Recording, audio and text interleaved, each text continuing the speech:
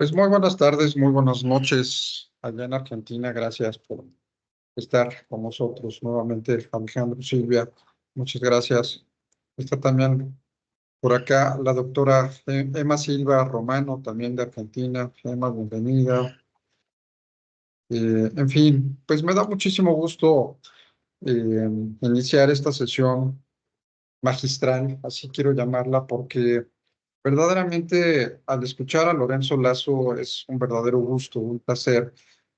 Siempre que hemos tenido la oportunidad de que nos honre con su presencia, pues nos deja muchas reflexiones, temas de los cuales él ha trabajado en el ámbito profesional. Y bueno, pues ha dedicado muchos años a la parte del análisis político, temas de democracia, etcétera. Y pues muchísimas gracias, Lorenzo, nuevamente por acompañarnos, por estar en esta sesión. Sabemos que andas con muchas ocupaciones y bueno, pues un gusto, un placer que en tu agenda nos hayas hecho un espacio para compartir tus experiencias en esta sesión con nosotros. Antes de cederle el uso de la voz a nuestro invitado, quiero leer algunos muy breves antecedentes de quién es Lorenzo Lazo Margán. Lorenzo Lazo Margain es licenciado en Economía por el Instituto Tecnológico Autónomo de México, el ITAM, con estudios en la Universidad de Colorado, en la Universidad del Sur de California, en el Instituto de Petróleo en Londres, en el Instituto Politécnico Nacional y en el Tecnológico de Monterrey. Asimismo, ha sido conferencista en México, en Gran Bretaña, Estados Unidos, Canadá, Suiza, Bélgica. Ha impartido cátedra en la Universidad Iberoamericana por algunos años y con 20 años de experiencia impartiendo en el Diplomado de Marketing Político, igualmente en el ITAM. Ha sido director de Desarrollo Institucional por el Centro de Posgrado, igualmente del ITAM. Eh, Ha sido también director general de Alemán Velasco y Asociados. Ha participado en el Consejo de Cumbre México, Cumbre de Negocios, del Consejo Asesor de México, Cumbre de Negocios, comentarista de radio, editorialista, conductor del programa Camino a los Pinos. Esto fue de 2011 a 2012. Asimismo, es conductor internacional del Canal 11 desde 2015. También comentar que con los estudios de economía de Lorenzo y la actividad que ha desarrollado en el ámbito profesional, este instituto le otorgó el doctorado honoris causa en Derechos Humanos, que si bien siempre lo aclara, él no es jurista, pero la parte bonita de los derechos humanos es que es multidisciplinario y que tenemos que ver diferentes enfoques y diferentes perspectivas. Y Lorenzo es un hombre brillante, un hombre inteligente, y bueno, ya no quiero echarle más cebollazos porque es mi amigo y sé que él solo va a deleitarnos en esta ocasión. Así es que, mi querido Lorenzo, bienvenido. Muchas gracias nuevamente. Pues gracias, Sergio. Buenas tardes, noches a todos. Pues para mí siempre es un honor estar platicando con el grupo de personas que convoca el Instituto Interamericano de Investigación y Docencia en Derechos Humanos que preside Sergio Arellano. Es una tarea que, como siempre, pues consideramos que el conocimiento debe ser siempre un proceso a compartir como raza, como especie, como civilización. Y por eso cuando me dice que quiere que platiquemos acerca de algún tema del cual creo tener un poco de experiencia, no soy un avesado doctrinario, pero sí en el quehacer de mi trayectoria profesional en el sector público, en alguna experiencia diplomática, en el sector privado, en el sector académico y siempre como activista político, que es una parte que eh, con o sin cargo, pues siempre se ejerce en defensa de la dignidad de un país en sus instituciones, y una de ellas la democracia. Así que cuando me tocó el tema, Sergio, de esta plática, pues no creo que haya momento más importante ni más oportuno para analizar el concepto de una cultura de paz sustentada en un proceso de democracia.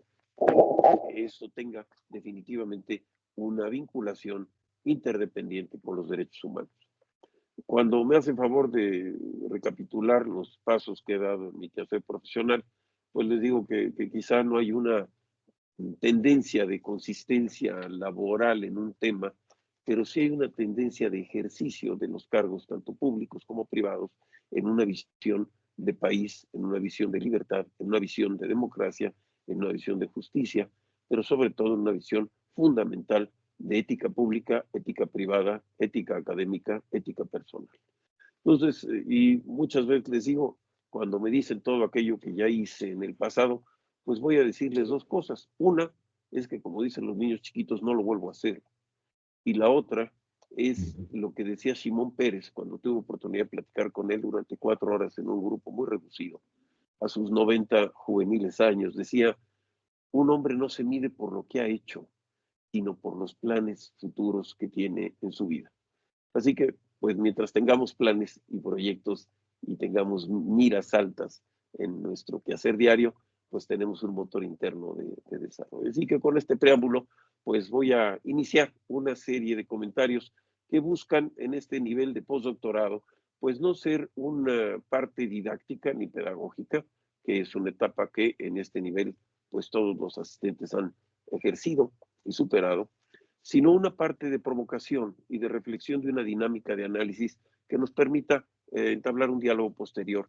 Y voy a tratar de mover este nivel de provocación en tres dimensiones. La primera es la estructura internacional, la segunda, los elementos puntuales que afectan la paz y la democracia, y tercero, el escenario que en su momento en algunos aspectos tocaré en México. Y esto viene en un esquema matricial en tres dimensiones, la parte del quehacer del derecho positivo, el derecho internacional, las instituciones jurídicas y la moral pública que representan los derechos humanos y la democracia desde el punto de vista jurídico-político.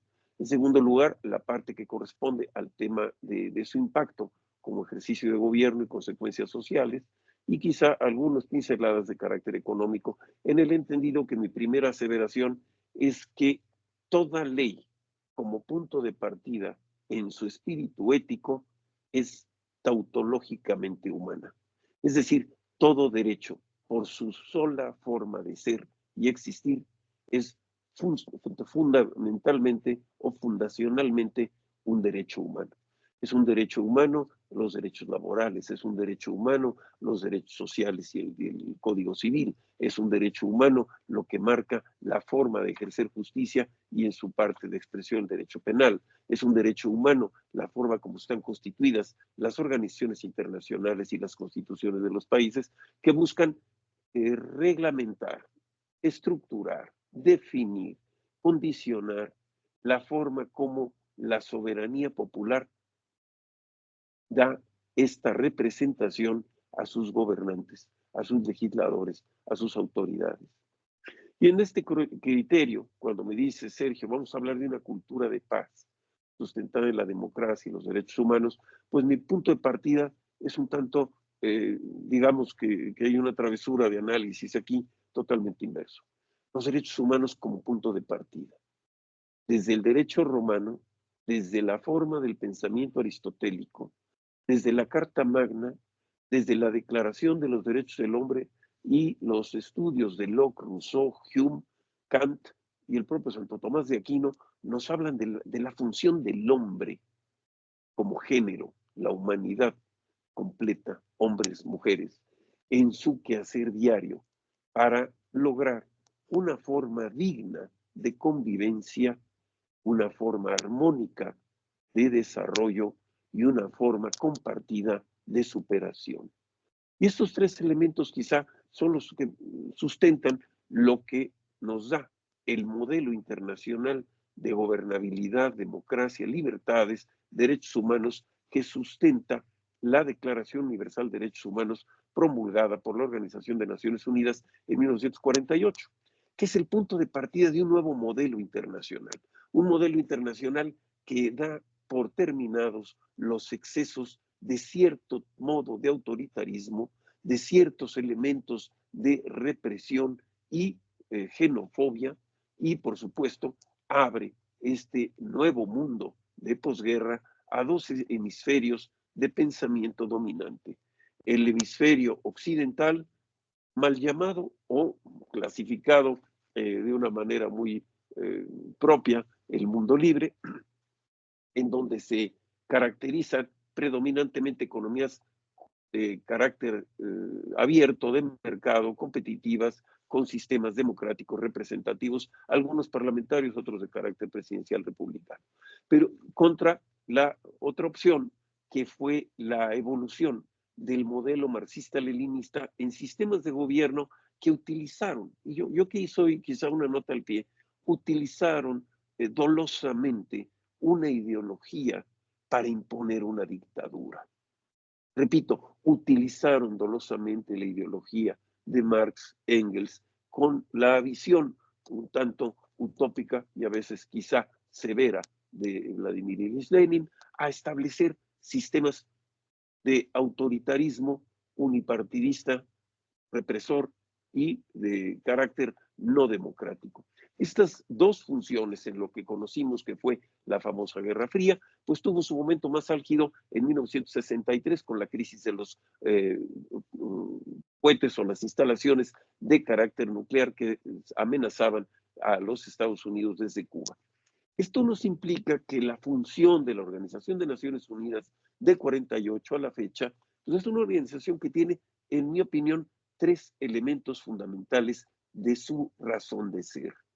Uno, mantener la soberanía de las naciones bajo un proceso de respeto democrático a sus estados como tales, representados en esta Asamblea General. Segundo, el hecho de ser una instancia preventiva, controladora o negociadora de la paz. Y tercero, el hecho de que a través de sus organizaciones de la infancia, de desarrollo económico, de ciencia, de cultura, tenga en su momento una idea de elevar la calidad de vida de la población. Esto nos lleva entonces a un hecho en donde hoy, en el año 2024, la segunda década, el primer cuarto del siglo XXI, vemos que muchos de los valores que dábamos por sentados, que considerábamos permanentes, inmutables, intocables y de aceptación general, están siendo no solamente revisados, sino reinstalados.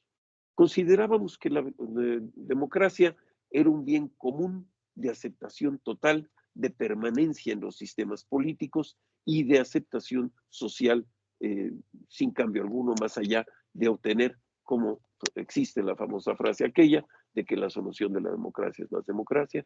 Pues no, vemos que hay revisionismo importante a la idea de que pensábamos que la democracia funcionaba, por decirlo coloquialmente, en piloto automático, y ahora vemos que la sociedad del siglo XXI, que ha nacido y se ha desarrollado este cuarto de siglo en una estabilidad o en una relativa calma post-soviética, multipolar en lo económico y unipolar quizá en lo militar, ahora retada por China, pero que en este momento ese tipo de valores están siendo profundamente discutidos. Y al discutir el valor, la permanencia o la vulnerabilidad y la fragilidad de la democracia como sistema de gobierno, más allá del hecho del famoso 6 de enero en los Estados Unidos, donde el país sede del concepto democrático del nuevo mundo, pues representa uno de los elementos más claros de la fragilidad del modelo democrático como sistema de gobierno. Segundo orden viene el hecho de que la sociedad acostumbrada a convivir en términos de equidad, de igualdad, de aparatos de justicia y de representación legislativa relativamente variados, pero finalmente representativos, considerábamos que a través de la ley y la creación de instituciones se tenía un nivel de equidad. Una equidad que viene de la Declaración de los Derechos del Hombre, una equidad que viene de la Declaración de Olimpia de Gouges de los Derechos de la Mujer en 1791, que por el solo hecho de presentar una alternativa a los derechos del hombre, pues recibió lo que muchos de los inspiradores de la Revolución Francesa dieron como fin, la navaja de la guillotina sobre su cabeza. Pero esta idea de equidad social, esta idea de equidad ante la ley, de hombres, mujeres, de seres humanos iguales por su razón de ser, está también sometida a una severa revisión.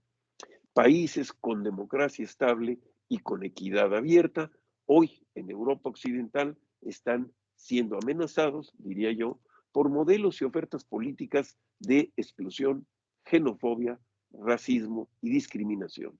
Y vemos resurgir derechas radicales, derechas exigentes de supremacismo nacional, por llamarle de alguna manera, que exhiben y de alguna manera buscan instalar una cultura de identidad que sea excluyente o al menos selectiva en términos de participantes en sus sistemas políticos. Y digo selectiva porque para el caso de una nación como los Estados Unidos, que es una nación de migrantes, pues no reciben igual a los migrantes que huyen de la crisis en Ucrania que a los que vienen por la frontera sur huyendo de regímenes no viables económicamente y que no tienen las condiciones políticas que comentaré más adelante. Entonces, el primer aspecto es la organización internacional fundamental, con sus cortes, con sus estructuras, con sus instalaciones de gran participación operativa y quizá burocrática, está siendo no eficiente para garantizar las tres cosas para las que fue creada: la soberanía de las naciones, la negociación diplomática para preservar la paz y la dignidad del ser humano. Estos tres elementos que para mí son la síntesis de la existencia de la Organización de Naciones Unidas como organización suprema de carácter supranacional, pues representan una, vamos a decir, una fragmentación de estos conceptos, repito, que considerábamos inmutables y permanentes. ¿Qué sucede entonces? Vemos el surgimiento de estas corrientes de pensamiento excluyentes. Vemos que las corrientes de pensamiento excluyentes se representan en ofertas políticas de una fórmula de construcción de clientelas a base de una división de la sociedad en una, quizá yo la llamaría, cultura del rencor, cultura de la revancha, cultura de la confrontación. Y si bien los que nos creamos en una cultura de posguerra buscaban la integración de los países y la gobernabilidad en un centro democrático, a veces, en el caso de México, un centro democrático ligeramente cargado a la izquierda, un centro democrático ligeramente cargado a la derecha, y ese péndulo, que en su momento muchos pensadores como Octavio Paz o el propio Vargas Llosa opinaron o criticaron, pues ese péndulo le dio la estabilidad a México de su modelo político, quizá no democrático, pero sí un modelo de estabilidad con crecimiento económico, construcción de instituciones y con participación ciudadana.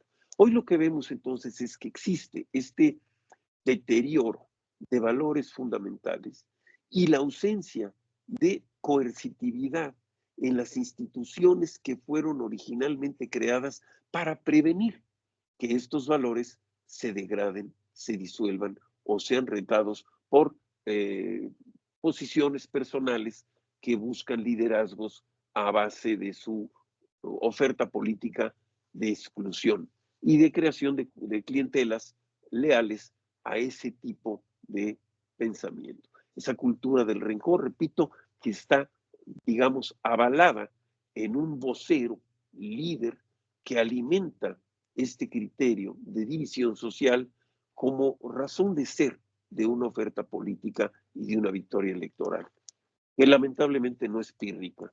Entonces, vemos que desde Donald Trump hasta el caso de Vladimir Putin y pasando por casos de retar ya con una derecha poderosa en Francia, una derecha gobernante en Italia, pues vemos entonces que estos elementos de contraste están alimentando la forma de lo que la gente cree en la segunda o en el primer cuarto del siglo XXI, que es la democracia. Y en mi opinión, la democracia no es el insulto a la opinión ajena. En mi opinión, la democracia no es la exclusión a quien no piense como el líder carismático. En mi opinión, la democracia no es el dominio de una fuerza política para erradicar o cancelar los derechos de la otra fuerza o de las oposiciones, como hoy vemos que sucede en muchos países.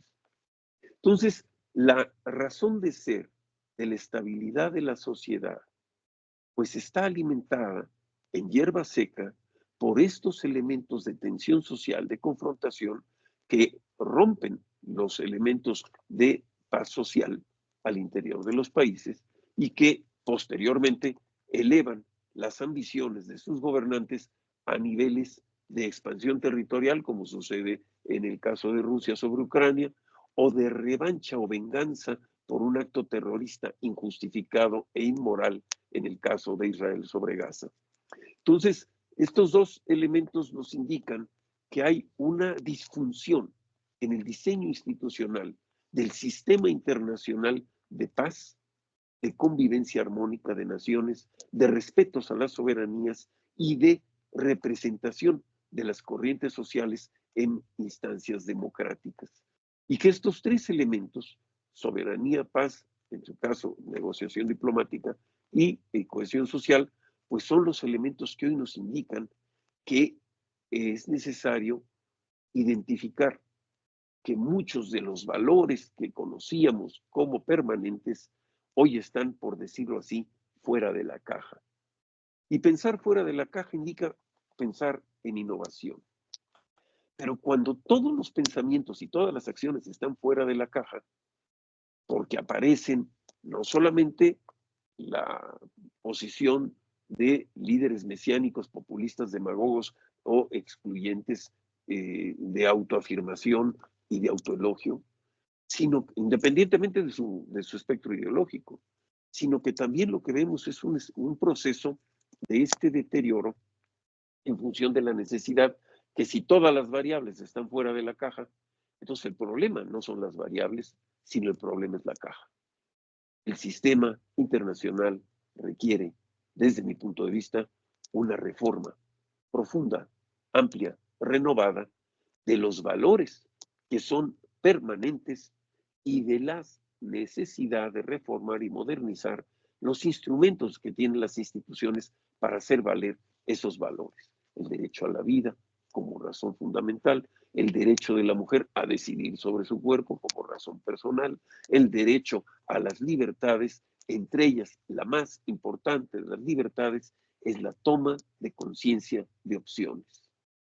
La libertad, como se entiende y como a mí me gusta transmitirla, es la conciencia de opción, donde la persona tiene conciencia de sus opciones y elige entre ellas la que a su juicio sea la más adecuada, la persona es libre de tomar decisiones. Donde no hay conciencia de opción por enajenamiento, alienación, opresión o coacción, o donde no hay opciones, pues entonces es discutible pensar que la persona en su individualidad o la colectividad puedan o no definirse como libres.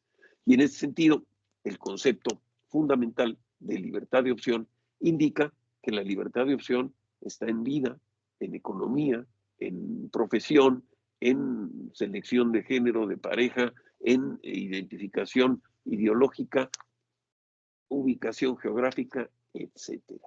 Y esto es importante en función de que cuando me dice el doctor Rabiela que pensemos en una cultura de paz, donde la democracia sea el punto de partida de los derechos humanos, entonces el punto de partida del análisis para evitar el sofisma es el determinar que la forma como todas estas organizaciones tienen su arquitectura institucional es a partir de una base de ciudadanía, que a través de los elementos de representación de sus arquitecturas institucionales y jurídicas, pues permiten, dotan, reconocen o delegan sus facultades en la gobernabilidad, en la autoridad, en el ejercicio de la ley o en la coercitividad de la sanción. Y esto necesariamente nos indica que para construir una cultura de paz, para tener una cultura sólida de derechos humanos, para tener una base fundamental de democracia, nuestra premisa de partida es culturizar a la sociedad. Es decir, nosotros tenemos que partir de que el hecho de que las grandes razones por las cuales vemos la fragilidad institucional de los valores permanentes, pues es porque la sociedad no es consciente de su permanencia, no es consciente del ejercicio que requiere personal de defensa en su noción de convivencia regular y que por lo tanto pues necesitamos abrir más el espectro del conocimiento, de la educación, de la formación, a la transmisión de valores, más allá de los criterios ontológicos, a una razón de ética pública de convivencia pacífica.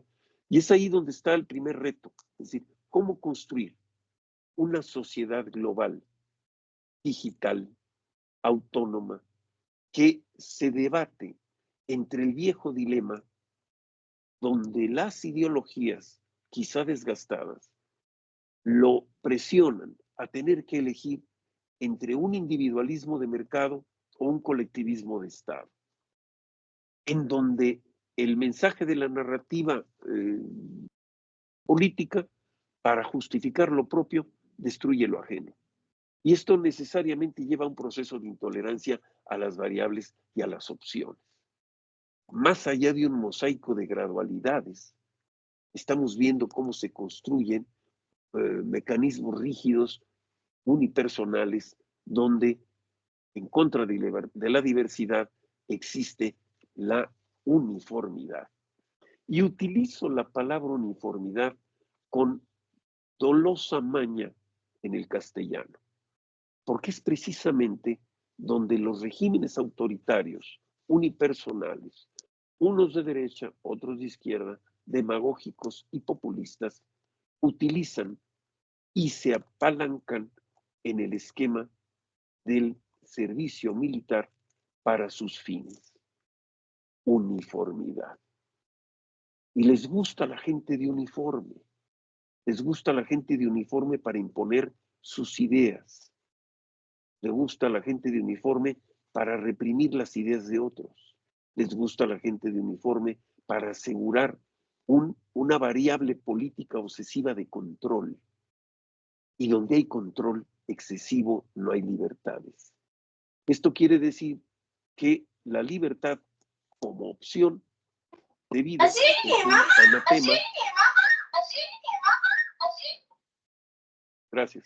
Es un anatema al ejercicio de los derechos humanos libres y soberanos. Soberanos en lo individual y soberanos en lo correspondiente al nivel nacional. Entonces, pasamos brevemente a estos tres fenómenos regionales: Ucrania, Gaza y Yemen del Sur, por mencionar tres de ellos. Ucrania, el presidente Putin determina que existe una base de población supuestamente de tendencia rusa en la frontera rusa del Donetsk con Ucrania, y que ahí hay nociones independentistas. Para los historiadores este va a ser un fenómeno muy interesante, porque es la primera vez que vemos un movimiento de independencia sin caudillos de independencia. Vemos un movimiento de mal llamada independencia, cuando lo que estamos viendo es un proceso de anexión, expansión, en un país que tiene 13 usos horarios. Rusia tiene desde su ámbito europeo hasta Vladivostok en Asia 13 usos horarios. No es un país que requiera expansión territorial. Es un país que requiere expansión hacia un puerto de no dificultad operativa en condiciones de invierno, y de ahí el interés no solamente del Donetsk como tal, sino como la vía precisamente para toda la zona de Odessa y la previa invasión que hizo de esa región hace ya 4 o 5 años. ¿Qué sucede entonces? El derecho que tiene Rusia de tener capacidad de veto a las decisiones del Consejo de Seguridad, pues el veto se convierte en impunidad. Y vemos cómo este concepto de veto nos está dejando en una situación de indefensión a un país que no es potencia nuclear como Rusia, o un país que no es miembro de la OTAN como cualquier otro de sus vecinos, y un país que tiene la búsqueda de su nueva misión social y su nuevo destino político como Ucrania. Y vemos este proceso en donde no hay elemento que permita llegar a un alto al fuego, porque la razón de ser de los cascos azules de Naciones Unidas para establecer mecanismos de paz o zonas de amortiguamiento de conflicto nos determina que debe de ser, como muchos sabemos, a solicitud de ambas partes.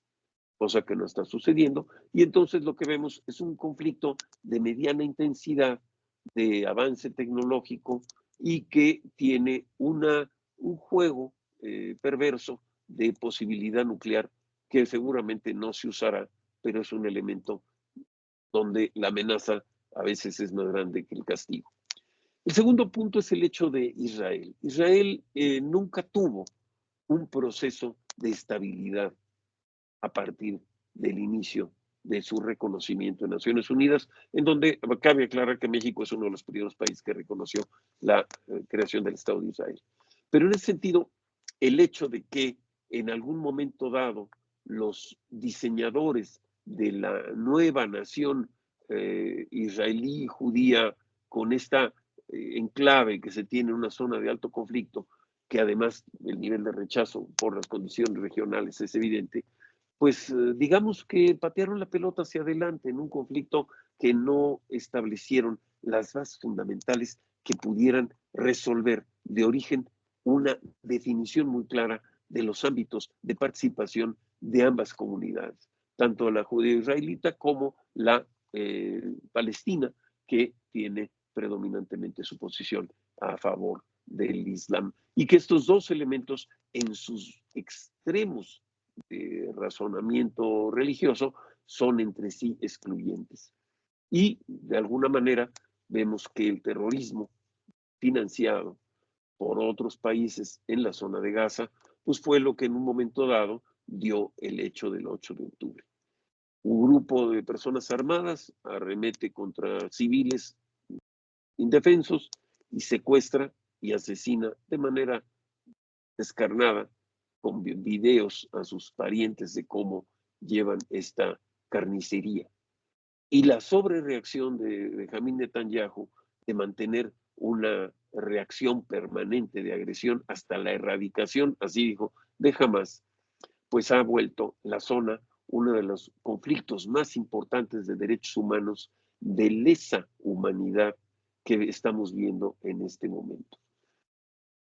Si bien mi posición reconoce la creación del Estado de Israel, si bien mi posición tiene el punto de partida de que Israel como país tiene derecho a su desarrollo soberano, no estoy de acuerdo en el elemento puntual con la actitud de Benjamín Netanyahu en este acto de venganza extrema, en donde él se ha vuelto como gobernante radical prisionero de su propio conflicto, a sabiendas de que en el momento que el conflicto termine, también su gobierno se desmorona. Y es ahí donde él mantiene este nivel de hostilidad permanente, a sabiendas de la fragilidad que tiene su mandato, que ya lleva varios periodos de fragilidad y varios elementos de recomposición de sus alianzas en el Knesset para poder mantener el poder. Un conflicto que lleva décadas, un conflicto que en el diseño institucional no es viable desde mi punto de vista que haya un Estado con doble definición de gobernabilidad y que en esta doble definición de gobernabilidad ambos grupos tengan razones fundamentales de exclusión previas al 8 de octubre, 7-8 de octubre, en donde hoy el rencor en ambos sentidos hace inviable la solución de convivencia armónica de la sociedad. Y estos dos elementos nos indican que hay conflictos armados claramente definidos, con partes perfectamente delimitadas en el conflicto y que en el caso mismo de Yemen del Sur y de otros países de tendencia semejante, pues existe también un acto importante de abuso del poder. El África como continente en general, tanto el África de carácter mediterráneo árabe como el África subsahara, han tenido problemas durante todos los años de las últimas décadas en construir bases de estabilidad, de gobernabilidad, de democracia y de institucionalidad. Y es quizá este proceso el que los hace presas de los intereses empresariales, multinacionales o de los mercados globales para el establecimiento de gobiernos que obedecen a intereses económicos propios o extraños, pero no a la construcción de sistemas políticos estables. Y Yemen del Sur es un caso de estos, en donde evidentemente sabemos que existen intereses extranjeros en la parte del subsuelo y que esto definitivamente está llevando a guerras fratricidas en este continente africano. Esta idea de fragilidad y de confrontación entre partes definidas, pues nos lleva a otro escenario latinoamericano en donde las partes del conflicto no están tan definidas, en donde el tipo de vida de un hombre, una mujer, una familia convive quizá sin saberlo o a sabiendas en un vecindario en donde la delincuencia está a unas puertas de su casa. Y en este sentido, el hecho de que además de la vulnerabilidad y de la fragmentación que vemos de las instituciones a nivel internacional, estamos viendo este elemento de deconstrucción institucional en base a los grupos armados de delincuencia organizada. Grupos que definitivamente en la anarquía no es que no haya gobierno, es que el gobierno fundamentalmente establecido, funcionalmente definido, legalmente está reconocido, suelta su razón de ser y su capacidad de ejercer la autoridad a grupos fragmentados, atomizados, que ejercen el poder de manera feudal en distintas zonas. Y en ese sentido, México hoy ve amenazada su democracia no solamente por un esquema de exclusión política que se marca diariamente en base a la retórica presidencial, sino también al hecho de que la capacidad del ciudadano de ejercer tres libertades fundamentales está en severo riesgo. Y estos tres elementos que yo determino que son los elementos fundamentales de la base de la dignidad del ciudadano están en continuo riesgo. El respeto a la integridad física, el respeto a la propiedad y el respeto a sus derechos.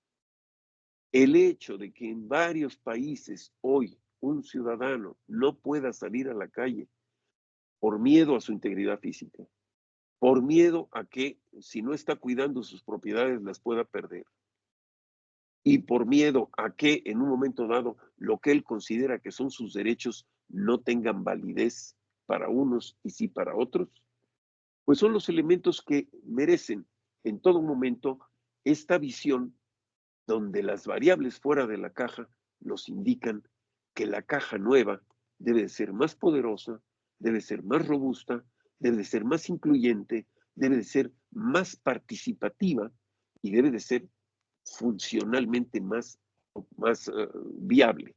Es decir, no necesitamos una autoridad Bukele, pero necesitamos que por lo menos en el caso de México, los derechos humanos se entiendan como el respeto a la dignidad de todo ciudadano y no como una complicidad de fraude a la ley para liberar delincuentes. Y en este sentido, estos dos espectros nos ponen a los ciudadanos comunes entre una espada y una pared donde el riesgo puede llegar en cualquier momento. Hoy, nuevamente, minutos antes de iniciar esta conversación, otra candidata a un cargo de elección popular fue asesinada en México después de un acto político. ¿Cómo ejercer la democracia? La democracia no se ejerce a punta de bayoneta ni con olor a pólvora y sangre. La democracia se ejerce con el dominio de la razón y con una cultura de paz y de convivencia y sobre todo de tolerancia. Y si la sociedad no es tolerante, pues entonces vemos el caso lamentable, ominoso, vergonzoso de los últimos días en plena Semana Santa en un país predominantemente católico, donde una niña que va a jugar a una casa ajena de una amiguita con la que ha convivido mucho tiempo, es sustraída por los mismos miembros de la casa misteriosamente en una bolsa de basura y tirada a lo largo de una carretera kilómetros después. La turba enardecida pide justicia. Las autoridades llegan y se enredan en su propio proceso, en su propio enjambre burocrático o en la indefinición de ejercer la autoridad por falta de pericia, por falta de conocimiento, por estulticia fundamental o por complicidad. Y el pueblo, Puente Ovejuna, determina que si la autoridad que estuvo presente y se retiró no va a hacer justicia, el pueblo ejerce la justicia. Linchan a los sospechosos, muere la madre de la casa donde fue invitada la niña por este linchamiento y otros heridos pues están sujetos a proceso. No hay instante ni segundo que falte de evidencia para que inmediatamente se ejerza la ley y se proceda. Y todavía vemos funcionarios del gobierno del estado de Guerrero rascándose la cabeza pensando si deben de ejercer o no la ley, la coercitividad y su autoridad, o deben de seguir pensando en que la complicidad del silencio pues debe ser la tónica de lo que ellos malentienden por justicia. Entonces, en este sentido, vemos que en este proceso de cambio de los valores que nosotros consideramos fundamentales a la evolución de los nuevos criterios de voces dominantes, pero no de general aceptación, pues también nos llevan a procesos de alto riesgo que antes hablábamos de la judicialización de la política, es decir, que todo proceso político se lanzaba en una demanda al Poder Judicial por violaciones, por abusos, por incumplimiento de la ley. Y hoy vemos el proceso inverso, un proceso, en mi opinión, demagógico de politización de la justicia, en donde se busca que los jueces sean electos por el pueblo, comillas, el pueblo. Y este proceso de politización de la justicia, pues trastoca los elementos fundamentales de imparcialidad, porque finalmente el hecho de que una persona se lance a un proceso de elección pública para satisfacer un interés social, pues necesariamente tendrá que tener el apoyo de un partido político de facto. Y esto implica que no veremos un caso directo de imparcialidad en el ejercicio, en este caso, de la idea de justicia y por lo tanto, pues una Suprema Corte de Justicia politizada, partidizada y sometida a una ideología, pues definitivamente no es la mejor salida de la que sería la nueva caja de un criterio. En mi opinión, más que el seniano, ¿no? Que la norma se reduce a la sanción, por lo tanto, necesitamos que haya normas claras y que haya sanciones que se apliquen y que esas sanciones tengan la equidad y la imparcialidad que requiere el ejercicio de la justicia como tal. Un elemento que merece también reflexión es el hecho de que los criterios que estamos nosotros analizando hacia esta nueva praxis del quehacer público, pues requerirán un replanteamiento fundamental de la oferta electoral, un replanteamiento básico de qué significa el equilibrio de poderes, que en el caso de México, el poder presidencial sigue siendo un poder dominante en todo su aspecto. Y el doctor Rabiel Arellano me ha comentado, ha oído lo que yo he comentado respecto al caso del Poder Ejecutivo en México. El Poder Ejecutivo en México se ha regulado a sí mismo con la idea de tener un ámbito de competencia que invade los ámbitos de competencia de los otros poderes. Y yo pongo el ejemplo de lo que sucedería en los Estados Unidos si una persona se pasa un alto en un semáforo y lo toma un policía. El acto de gobierno de la autoridad del policía, además de estar armado para prevenir la violencia, con toda autoridad, es un fedatario de la violación de la norma. Por lo tanto, escribe y toma nota de quién violó la norma, qué norma violó y cómo se tipificó el delito o la violación de dicha norma de tránsito. Ese es el poder ejecutivo. El señor vigila. El segundo acto del proceso es que esta norma es resultado de un proceso de legislación que no legisló el policía ni no legisló el ayuntamiento. Lo legisla el cabildo o, en su caso, mejor dicho, el Congreso de cada estado. Y con esas leyes, pues el policía, en el ámbito de competencia de quien legisla es una parte y quien ejecuta es otra, él ejecuta en función de su responsabilidad el hecho de establecer una sanción. Pero él no establece la sanción como solución, sino que tipifica y documenta la sanción. Y en este caso, la persona que violó la norma se tiene que presentar ante otro poder, que es el juez, para determinar si se declara culpable y paga la sanción, que en este caso es pecuniaria, o en su momento debate y apela a que el policía no vio lo que él vio y por lo tanto tendrán que litigar el proceso y en su momento el juez hará y dará sentencia a favor o en contra. En México es la policía la que establece el reglamento, o sea, invade el ámbito de competencia del poder que legisla. Es la policía la que da fe del delito, pero también es la policía la que obliga al pago de la sanción. Entonces tenemos las tres funciones y esto se replica en distintas instancias, en medio ambiente, en permisos de autorización de importaciones, etcétera. Hay una cantidad enorme de sistemas de discrecionalidad permisiva en el Poder Ejecutivo mexicano en todas sus leyes, donde dice autorizará, dará su visto bueno, permitirá, etcétera, que requiere una re-regulación para redefinir el alcance de las decisiones del Ejecutivo, porque se hace muy fácil para el legislador mexicano legislar en lo general y dejarle al Poder Ejecutivo el detalle en lo particular, de qué tamaño es la sanción, cuánto se cobra por el proceso, cuánto se tardan en recibir el trámite, cuánto tiempo tienen para determinar la respuesta.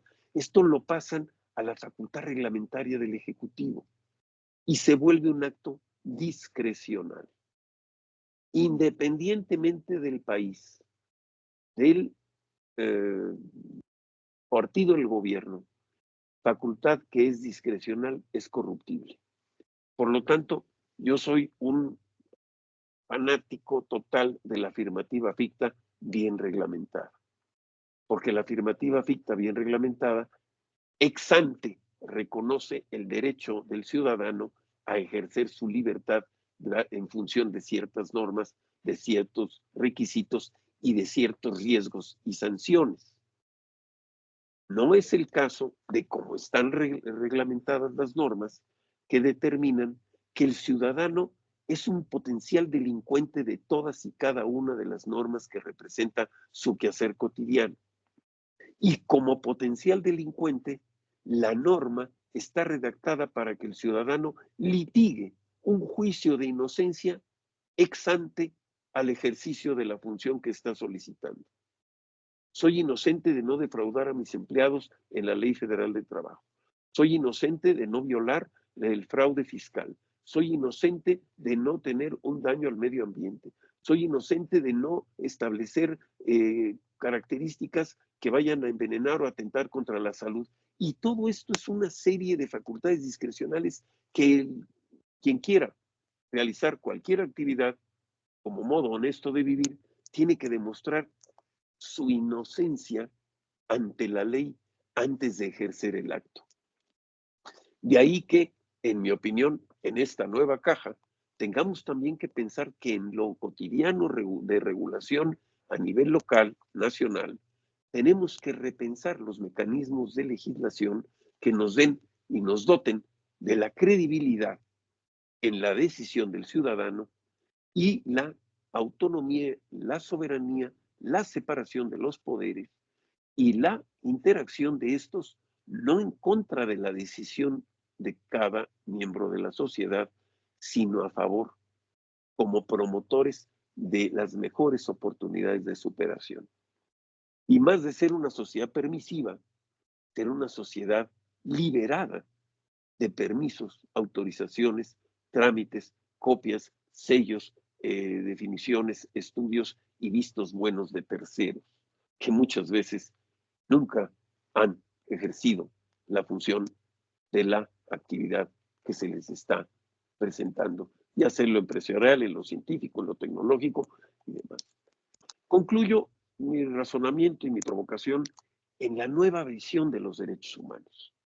Los derechos humanos del segundo cuarto del siglo XXI.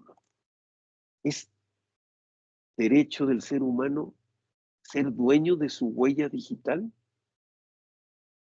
La huella que deja continuamente el ser humano en todas y cada una de las fases de su quehacer digital, llamadas telefónicas, chats, correos electrónicos, lo que busca, lo que lee, lo que se entera, lo que le dicen, lo que lee, lo que se entretiene, juegos, películas, series, todo deja una huella digital.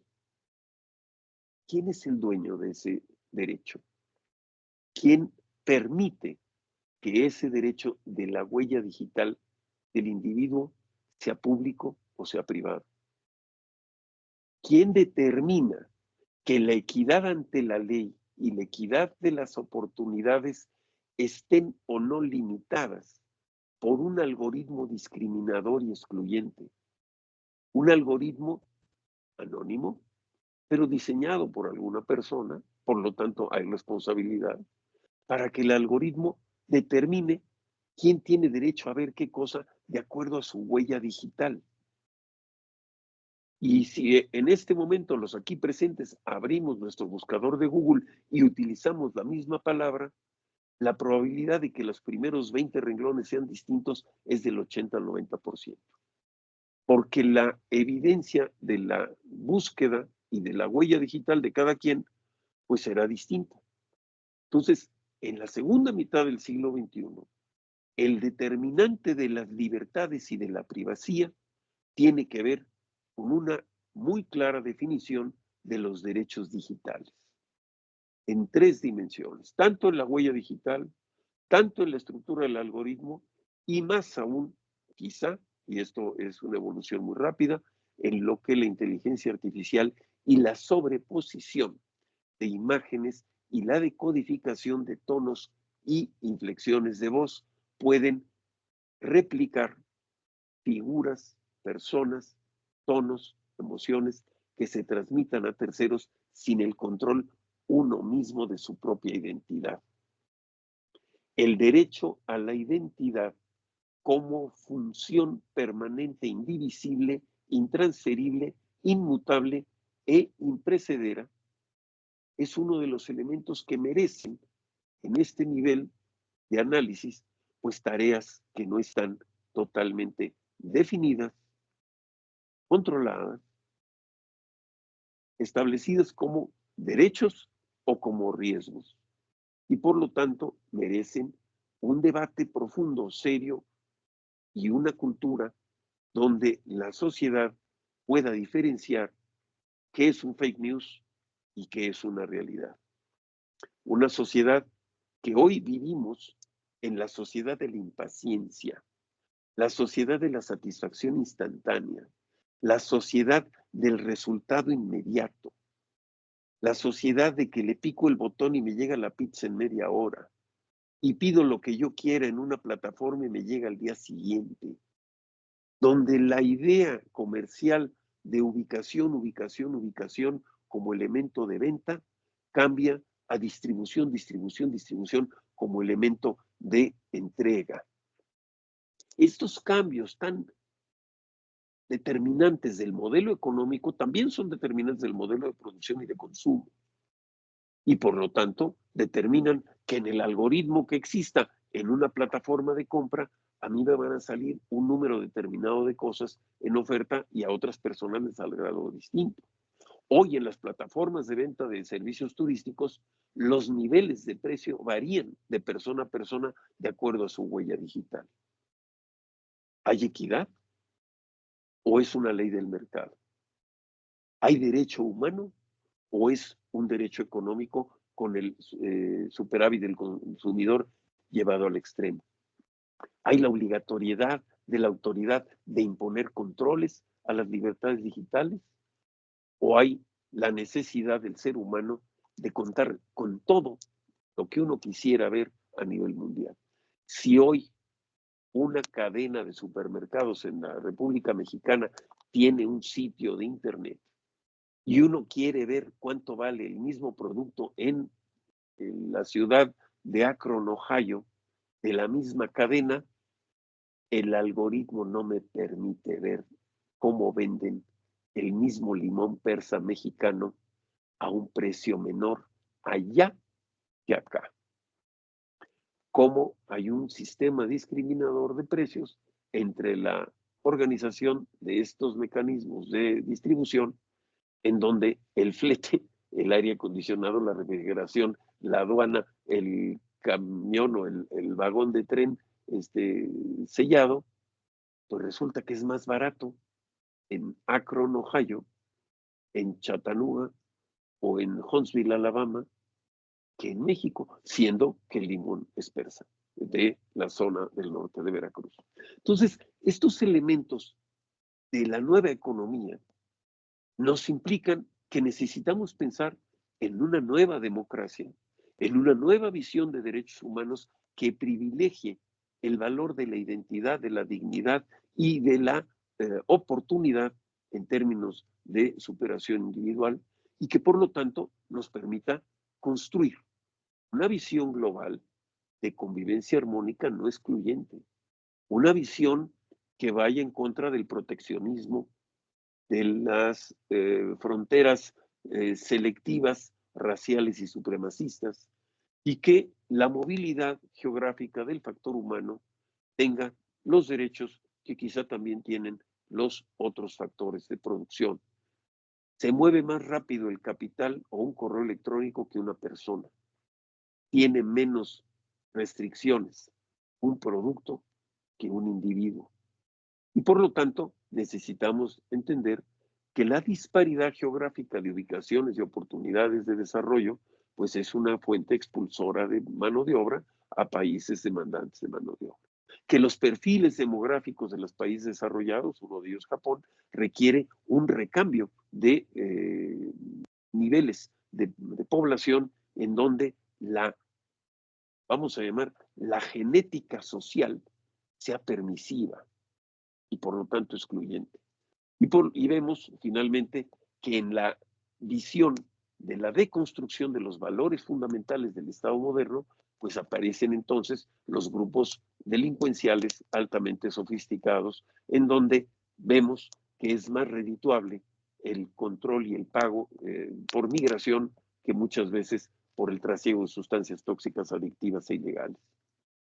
Y de ahí vemos pues que mucho de lo que se mueve en el Mediterráneo a nivel de migración, mucho de lo que llega a la frontera de los Estados Unidos en la zona sur, pues tiene que ver con un elemento también de un mercado ilegal, informal, pero claramente establecido y donde hay impunidad, lamentablemente hay complicidad. Cierro mi análisis con una idea de un acto de fe. Yo tengo fe que la humanidad, cuando ve los problemas más grandes frente a sí, se repone de ellos. Se repuso Francia de la oligarquía autocrática y aristocrática, rodaron muchas cabezas en la Revolución Francesa y reconstruyó un modelo referencial a nivel internacional. México vivió ya su fase sangrienta en la Revolución Mexicana. Hoy, nuevamente, corre sangre en México.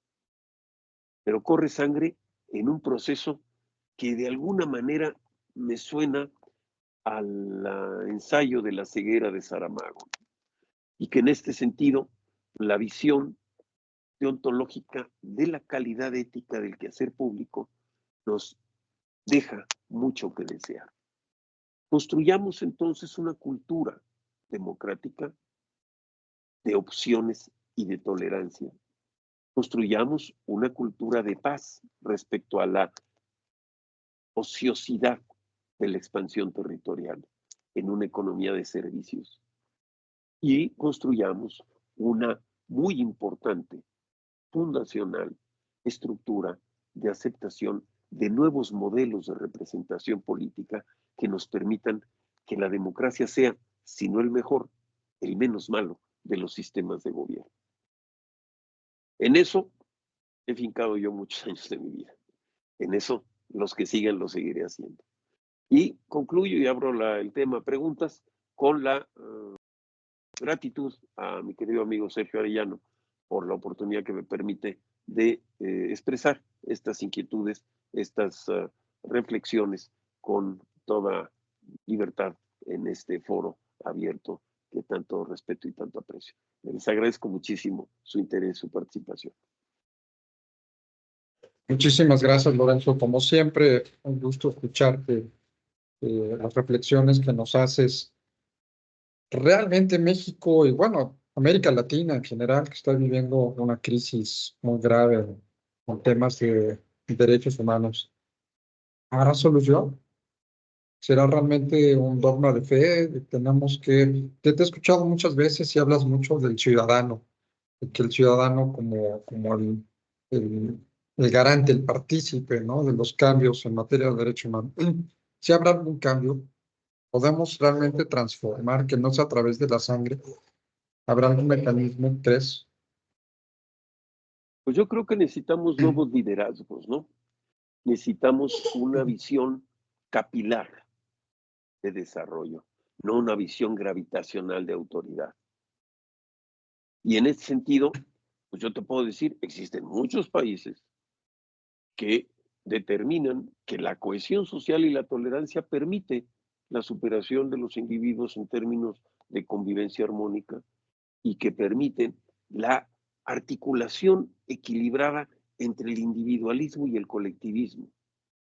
Individualismo para la superación y el desarrollo y colectivismo para el respeto de los asuntos que les son comunes.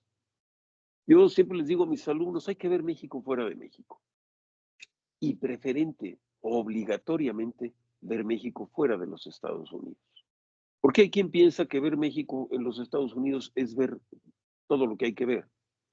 Yo creo que es todo lo contrario.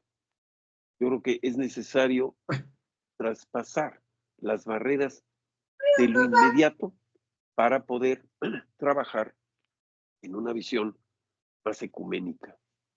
Y no se necesita hoy, gracias a las redes sociales, no se necesita viajar para informarse, no se necesita estar presente para conocer, no se necesita gastar dinero en aviones y hoteles y comidas para convivir. Por lo tanto, Japón, Austria, Francia, España, Inglaterra, Panamá, Venezuela, China, Corea del Norte, del norte no, están ¿cómo se dice? Censurados, pero Corea del Sur, podemos convivir, podemos comparar modelos de vida, podemos entender los elementos de vasos comunicantes que hay entre los grupos sociales para mantener su cohesión. Ustedes en un momento que viajen, en un momento dado, si están en un aeropuerto y ven a dos personas del Japón, van a ver que se identifican y aunque no se conozcan, se sientan juntos. Si ustedes ven gente de otros países, se ven y con recelo se separan. Entonces, estos elementos de cohesión y de reconocimiento a sus identidades son los elementos que le dan viabilidad futura a las naciones. Ningún país logra la democracia a balazos y con sangre. Ninguna sociedad es viable dividida y confrontada. Ninguna economía avanza con incertidumbre o con autoritarismos y ningún país tiene libertades cuando hay delito y hay corrupción. Totalmente Entonces de el acuerdo. ciudadano, digo, es el punto de partida. El título más importante que tenemos y del que más orgullo tengo yo es el que me da la Constitución que me dice que soy ciudadano. Y ser ciudadano es la autoridad que tengo ante la ley de mis derechos y mis obligaciones. Por lo tanto, deberíamos de tener en las escuelas que están previas a la edad de ciudadanía cursos fundamentales de validación de ese derecho. ¿Por qué un extranjero, para ser ciudadano mexicano, tiene que cubrir una cantidad de conocimientos determinada? ¿Y por qué el mexicano, para ejercer ese derecho, con la sola situación de haber nacido aquí, no tiene la obligación de satisfacer ese cuestionario? ¿Cuántos de los que hoy tenemos el título de mexicanos podríamos responder el cuestionario que le piden a los extranjeros?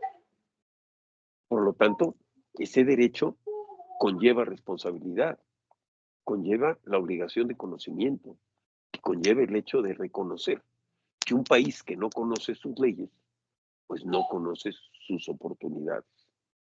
Entonces, y tú sabes, Sergio, que siempre digo que yo nunca dejo tarea en estas pláticas, pero dejo una tarea de vida que es leer regularmente la Constitución, aunque a veces no se entienda, si lo dice un economista.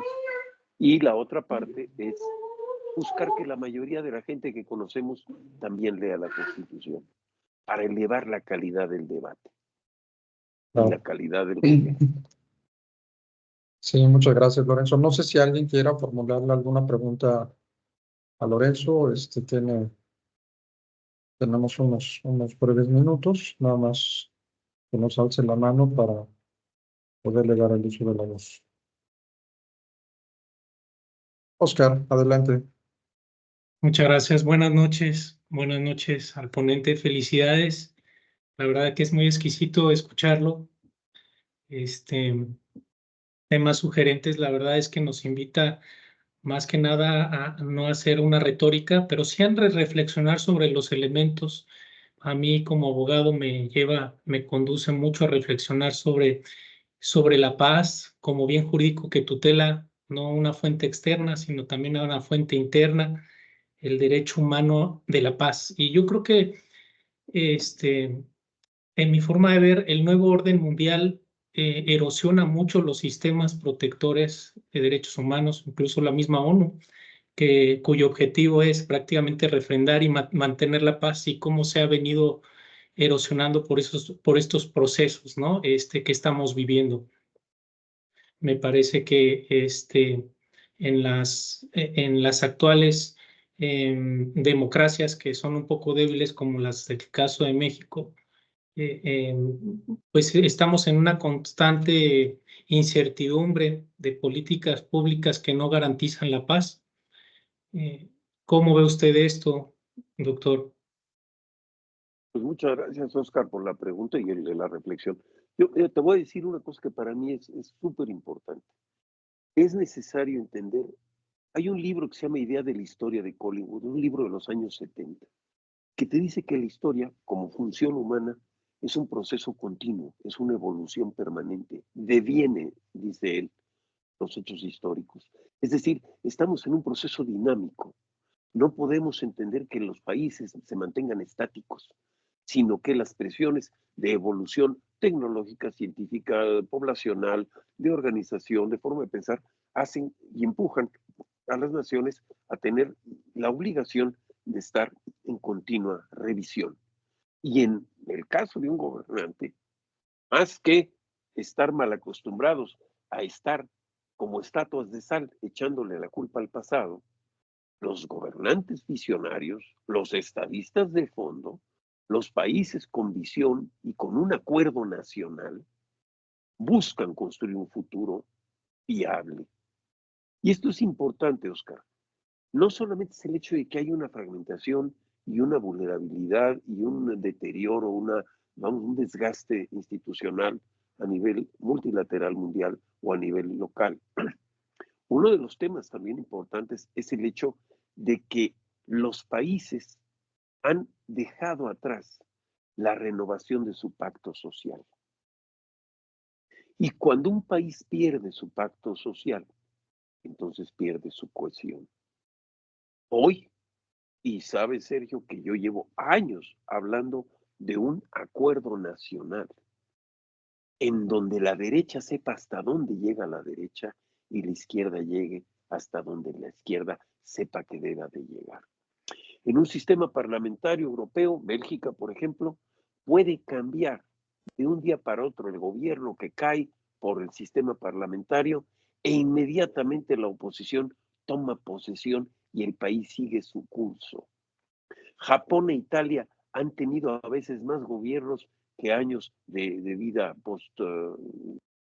de posguerra. ¿Y por qué funcionan sus países? Porque el acuerdo nacional tiene límites. Porque la izquierda sabe hasta dónde llega la izquierda y la derecha sabe hasta dónde llega la derecha. Y entonces ambas fuerzas políticas en su mosaico de opciones no cometen el error de que uno hace un agujero y otro lo tapa. Y con eso creen que están gobernando porque hacen como que hacen. Entonces, la necesidad de pensar en un acuerdo nacional que le dé a México la viabilidad futura donde todos tengan una función, un espacio, un derecho y una actividad legítimamente reconocida. No podemos pensar en un futuro de exclusiones, de raza, de religión, de identidad, de nacionalidad, de región o de preferencia de género. Hoy, en este acto, haré pública una inconformidad. No estoy de acuerdo con el jus sanguinis jus soli en los estados de la República Mexicana. ¿Por qué un mexicano puede tener libertad de tránsito y libertad de asentamiento en cualquier parte del país y no tiene libertad de ser parte de las opciones democráticas de esa región? ¿Por qué las leyes de bajo nivel locales sobreponen el derecho a ejercer un cargo público que da la Constitución en todo el territorio nacional a condicionamientos regionales de antigüedad o de origen? Este es el debate de Veracruz hoy. La señora Nale nace en Zacatecas y hay un fraude a la ley para determinar que el hecho de que el hijo nació en Veracruz le hereda a su madre la nacionalidad, vamos a llamarle así, veracruzana. Vaya abuso de la lógica jurídica, vaya exceso de la estrechez moral que esto representa. Si no tuviéramos en México ese tipo de exclusiones, pues la democracia local no estaría subsumida a las familias permanentes que se disputan el poder y se lo prestan entre sí en cada alcaldía del país, una y otra vez, porque el derecho de sangre y el derecho de suelo dice que no tienen opción. Entonces, una de las cosas que obliga el conocimiento de la ley es también la crítica a la ley, ver el vacío, ver lo que no está explícitamente definido, ver lo que causa más conflicto que resuelva problemas. Y entonces ahí, abogado, tienes tú la posibilidad de determinar que si un ciudadano, la Constitución dice que para ejercer un cargo público tiene que tener ciertos requisitos, en la Constitución hoy, que por lo menos yo conozco, no dice ser originario del lugar que representa su aspiración. Y hasta donde yo entiendo, abogado, la Constitución se aplica a la letra. Por lo tanto, lo que no dice es un derecho de permisibilidad ciudadana. Ese vacío jurídico es el que permitió años atrás que se abrieran las candidaturas independientes. Porque la Constitución no decía que para ejercer un cargo público, ser candidato a la presidencia, tendría que tener ciertos requisitos y no decía, y hasta la fecha dice, ser postulado por un partido político. Entonces, vemos no solamente lo que la ley marca, sino también lo que la ley debería reconocer y no reconoce. Entonces, la praxis democrática nos indica que México requiere un llamado nacional a un acuerdo político que nos permita aceptar que existen posiciones diversas y a veces opuestas en el espectro político, pero que acepta cada una el derecho del otro de ejercer su decisión o de proponer su proyecto, sin que esto signifique anular al otro. Un acuerdo nacional donde quede claro que todos los ciudadanos y los habitantes de este país, con los derechos que la ley permita a los extranjeros, tienen la capacidad y la tolerancia y la aceptación de hacer su forma libre de vida como mejor les parezca. Un acuerdo nacional que cambie la ley a un sistema permisivo, a un sistema de aceptación de opciones, en donde la última parte de la cadena del análisis sea la sanción y no la primera parte sea el permiso. Si para todo lo que quiero yo hacer necesito un permiso, pues la capacidad de entrar a los mercados es muy complicada.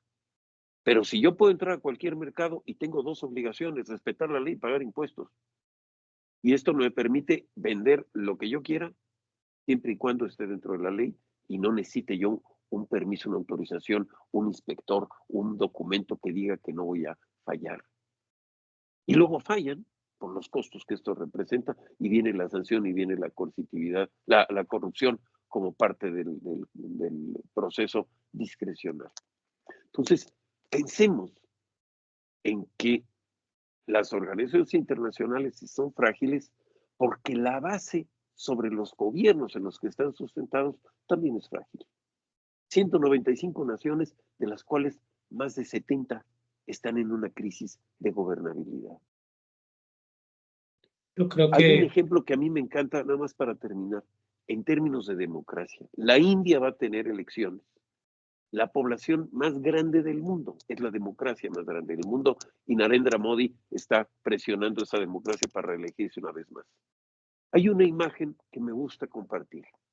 Es una imagen de una zona de, no quiero llamar selvática, pero de mucho follaje, en donde hay una vereda donde vienen caminando 3 elefantes, tripulados por un grupo de personas encima de los elefantes. 2 policías a pie vigilan el camino de los 3 elefantes. Y estos 3 elefantes en la India, que son bestias de carga regularmente aceptadas, y vemos que los tripulantes llevan unas cajas. ¿Qué es la caja en ese camino de tierra, entre ese follaje denso de esa zona montañosa distante? ¿Sabes lo que es?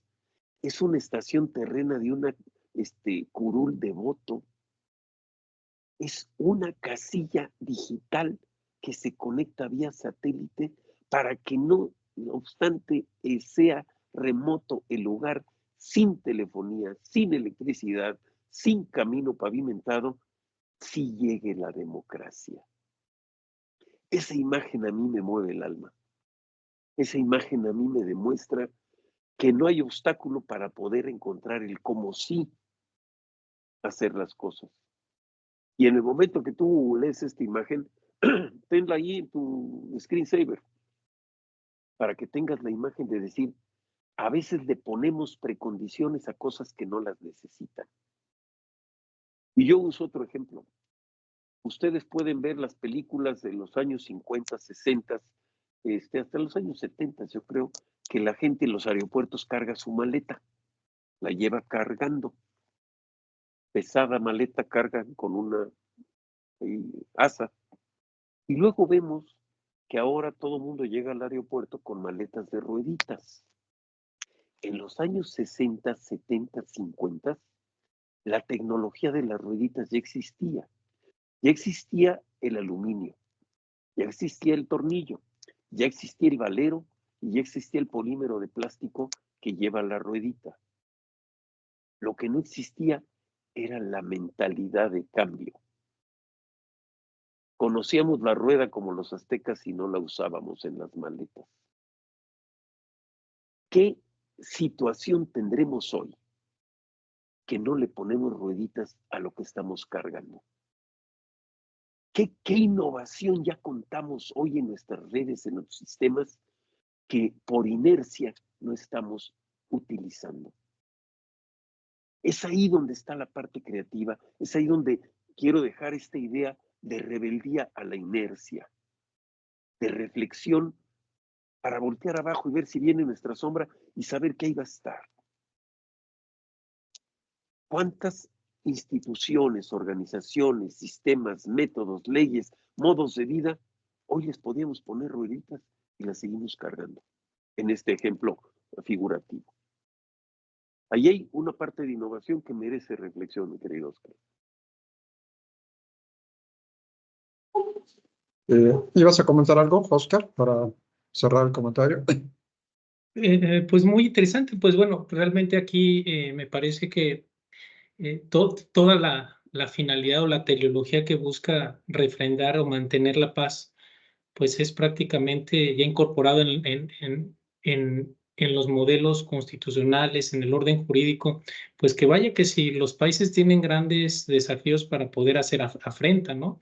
Vemos ahora cómo se ejerce un derecho a la administración pública como derecho humano, un derecho a la seguridad pública, un derecho al desarrollo, por ejemplo, prácticamente en donde la paz pues es la columna vertebral sobre la que descansa la justiciabilidad de estos bienes, ¿no? Sí es. Pues bueno, creo que, no sé, alguna réplica, Lorenzo, de esto, para cerrar el comentario.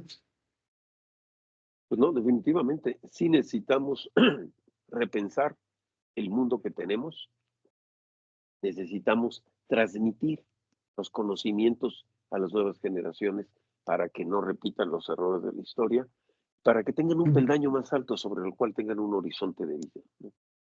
Y definitivamente sí estamos en un proceso de crisis institucional de gran dimensión y que esto representa pues el hecho de que entre más sólidas sean las bases y más sólidas sean las ciudadanías, pues más estabilidad tendrán. La nueva versión, como quiera que sea, de lo que en algún momento dado se va a llamar el nuevo Estado moderno. Pues muchísimas gracias, Lorenzo. Como mencionaba al inicio, siempre es un gusto escucharte las reflexiones, toda tu experiencia en materia política, tantos años trabajando estos temas, que bueno, pues obviamente siempre serás una voz calificada y bueno, cuentas con nuestro respeto, nuestro aprecio, nuestra admiración. Muchísimas gracias por haber estado con nosotros en esta sesión, mi querido Lorenzo. Yo te agradezco la invitación, les agradezco que hayan estado aquí, les doy la bienvenida a este espacio de reflexión. Esta es mi cueva de trabajo, así que aquí es donde me peleo conmigo mismo en el análisis de las ideas y la búsqueda de información. Así que bienvenidos siempre, les agradezco que me hayan invitado a platicar con ustedes esta tarde. Y quedo abierto en mis redes, quedo abierto en mi correo lorenzo.lazo@gmail.com.